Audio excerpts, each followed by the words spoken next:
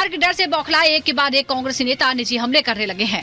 कांग्रेस नेता और मंडी से उम्मीदवार विक्रमादित्य लगातार पर्सनल अटैक कर रहे हैं, जिस पर बीजेपी उम्मीदवार कंगना रनौत भी जमकर जवाब दे रही हैं। यानी हिमाचल में वार पलटवार तेज हो गया है। मंडी से बीजेपी उम्मीदवार कंगना रनौत ने अपने प्रतिद्वंदी विक्रमादित्य सिंह पर जमकर हमला बोला और आरोप लगाया कि हिमाचल के शहजादे ने उन्हें अपवित्र कहा है, जिसका जवाब हिमाचल की जनता देगी। इस तरह की बातें सुनकर किसका दिल नहीं दहल जाएगा। और अब उसके बाद मुझे कहा गया कि तू अपवित्र है, फिल्म इंडस्ट्री में काम करके आई है, जा तू पहले पवित्र होके आ। किसी कलाकार के बारे में इतनी नीच सोच रखना, किसी बहन के बारे में जिसने संघर्ष करके न कि सिर्फ अपने परिवार के लिए रोजी रोटी कमाई, भाई बहनों को पढ़ाया।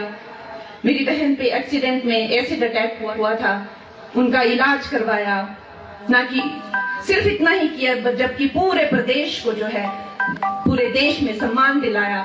इस तरह की बातें मेरे बारे में करते हैं कि तू पवित्र होकर आ।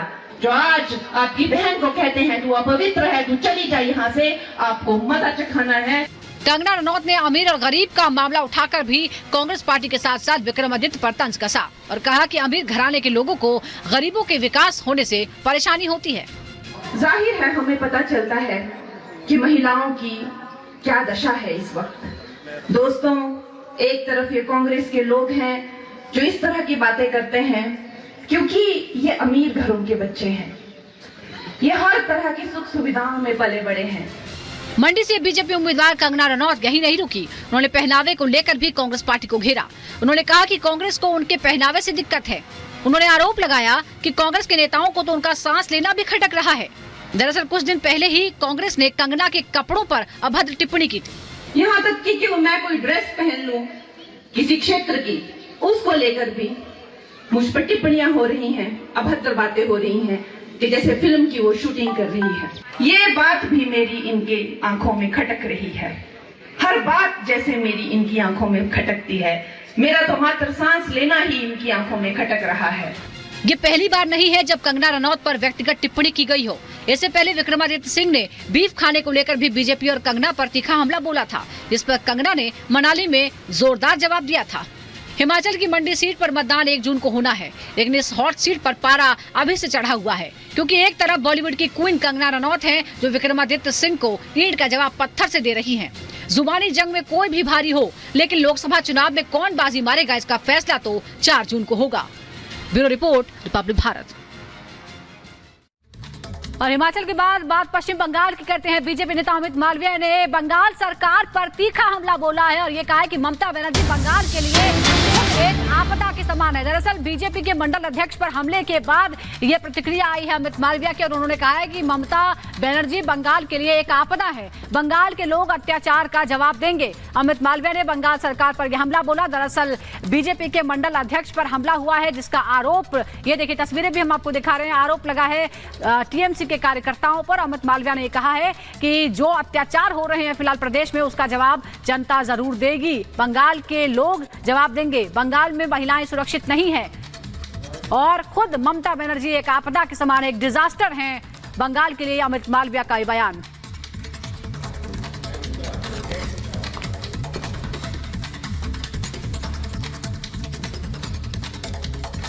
और चलिए इसी बीच आपको बता दें, कुमाऊं रीजन में 26 जगहों पर भड़की आग, लगभग 34 हेक्टेयर तक वन संपदा को नुकसान पहुंचा रही है। नैनीताल के आसपास ही आग धधक रही है और इसी बीच वन विभाग के साथ सेना भी आग बुझाने में जुटी हुई है।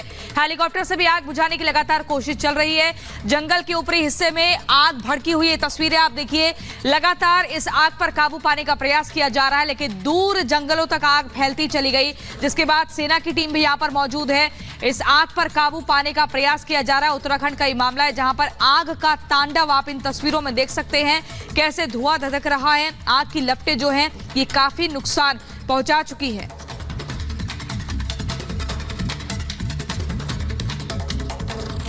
उत्तराखंड के गढ़वाल और कुमाऊं के जंगल लगातार धधक रहे हैं और ये तमाम तस्वीर आप देख सकते हैं किस तरह से ये जंगल लगातार जल रहे हैं। पिछले 24 घंटों में एक दो नहीं बल्कि कुमाऊं के जंगलों में 26 जगहों पर आग लगी है और प्रदेश के 31 जगहों पर आग लगने की घटना हुई है।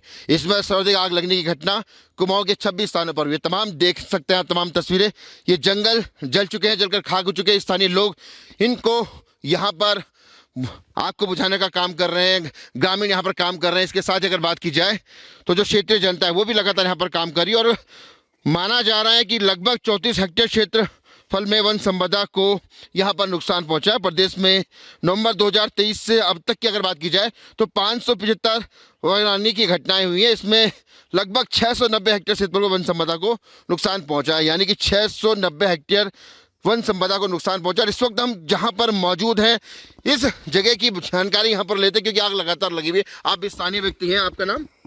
मेरा नाम के मर्तोलिया है। मर्तोलिया जी, इस वक्त हम कहां पर मौजूद है? गिरना चाहिए। ये यहाँ पे सरकारी कॉलोनियाँ हैं जी। यहाँ हाईकोर्ट कॉलोनी और ये फुल्ड हाउस कॉलोनी है और ये पाइन्स ITI का क्षेत्र है। पाइन्स ITI क्षेत्र नैनीताल? जी, नैनीताल में है। हाँ जी, यहाँ सब सरकारी कॉलोनियाँ यहाँ पे हैं जी। और यहाँ पे आग इसलिए 2-3 दिन से लगातार लग रही थी। कल जो है हमारे द्वारा भी बुझाया गया यहाँ पर। ये जान माल का नुकसान भी इसमें हो सकता था। हमने जल्दी मतलब आग पर जल्दी काबू पा लिया। वो फायर वाले भी आगे थे। सेना का जहाज भी आज लगातार बुझा रहा है। हाँ, तो सेना का जहाज भी यहाँ घूम रहा है। हाँ, घूम रहा है। तो देखिए तमाम ये क्षेत्र जो है ये नैनीताल भवाली का क्षेत्र है। ITI आग की चपेट में आने से यहाँ पर बच गया, लेकिन ये पूरी तस्वीर जो आप देख रहे हैं पूरा जंगल जलकर खाक हो गया। और बात ये निकल कर आ रही कि अभी अप्रैल का महीना है, मई में भीषण गर्मी होनी है। अभी ये हालात है तो मई में क्या होगा, क्योंकि लगातार हेक्टेयर पर हेक्टेयर क्षेत्रफल आग की चपेट में है और ये लगातार आग विकराल रूप ले रही है जिससे पूरी प्रकृति संपदा जलकर खाक हो रही है। हालांकि प्रदेश के मुख्यमंत्री पुष्कर सिंह धामी लगातार आला अधिकारियों के साथ बैठक ले रहे हैं, उन्हें उचित दिशा निर्देश दे रहे हैं और ये भी कह रहे हैं कि आग पर जल्द काबू पा लिया जाएगा पूरे उत्तराखंड में।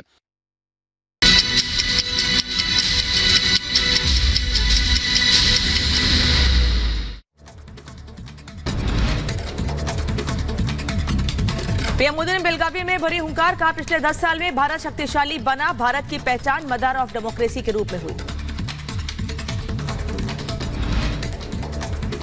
पीएम मोदी ने कांग्रेस पर साधा निशाना, कहा कांग्रेस परिवार हित में उलझा रहा। कांग्रेस ने EVM मशीन पर सवाल खड़े किए, सुप्रीम कोर्ट ने उसे करारा जवाब दिया। पीएम मोदी ने मंच से कांग्रेस पर किया हमला, कहा कांग्रेस ने देश के लोकतंत्र को खत्म किया, देश से माफी मांगनी चाहिए। जम्मू कश्मीर के उधमपुर कठुआ बॉर्डर के पास छिपे हुए 4 आतंकी, इलाके में सेना का सर्च ऑपरेशन जारी। महादेव बेटिंग ऐप केस में मुंबई पुलिस का बड़ा एक्शन, सूत्रों के हवाले से खबर, मामले में एक्टर साहिल खान को पुलिस ने हिरासत में लिया। पटना में गर्मी का सितम जारी है, भीषण गर्मी ने लोगों की बढ़ाई मुश्किलें, गर्मी और लू ने लोगों का हाल बेहाल किया। Mumbai north central Lok Sabha seat के बीजेपी के उम्मीदवार ने किए मुंबा देवी मंदिर में दर्शन, उज्जवल निकम ने मंदिर में दर्शन के बाद शुरू किया चुनावी प्रचार। गुजरात के अहमदाबाद में पीएम मोदी के समर्थन में निकाली गई कार रैली, रैली में मोदी समर्थकों का दिखा जमावड़ा। महाराष्ट्र के मुंबई में पुलिस ने गाड़ी से जब्त किए 3 करोड़ रुपए, पुलिस ने मामला दर्ज कर जांच शुरू की। लखनऊ में कई दलों के नेताओं ने थामा बीजेपी का दामन, सभी नेताओं ने डिप्टी सीएम ब्रजेश पाठक की मौजूदगी में सदस्यता हासिल की। राजस्थान में भीषण गर्मी से जानवरों का हाल भी बेहाल हुआ है, जयपुर के नाहरगढ़ जीव उद्यान में प्रशासन ने गर्मी से बचाव के लिए विशेष व्यवस्था की। मध्य प्रदेश के धार में भोजशाला में SI का सर्वे आज भी जारी है, 37 मजदूर और 20 अधिकारी भोजशाला में मौजूद। संजय राउत का केंद्र सरकार पर हमला, कहा 10 साल से चल रही तानाशाही की सरकार, ये हमारी मर्जी है, हम 1 साल में 4 प्रधानमंत्री बदलें या 5 साल में 2, हमारे गठबंधन की मर्जी।